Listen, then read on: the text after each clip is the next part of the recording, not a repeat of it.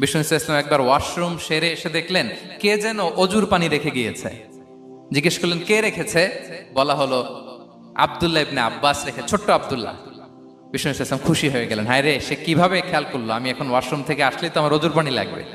খুশি হয়ে একটা দোয়া করলেন তার জন্য। তিনি বললেন আল্লাহুম্মা ফাক্কিহহু ফিদ্দীন ওয়া আল্লিমহু তা'ওয়িল, মানে হে আল্লাহ, আপনি তাকে দ্বীনের জ্ঞান দেন এবং কোরআনের ব্যাখ্যা তারে শিক্ষা দেন।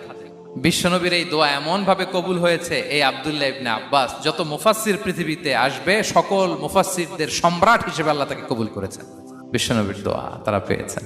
উম্মে সুলাইম রাদিয়াল্লাহু তাআলা আনহা আনাস রাদিয়াল্লাহু তাআলা আনহুকে নিয়ে আসলেন, বললেন নবী হে, আপনি এসেছেন, আমরা যে এত খুশি মদিনাবাসী, সবাই দেখে আপনার হাতে কিছু না কিছু হাদিয়া দেয়, আমি কি দিব?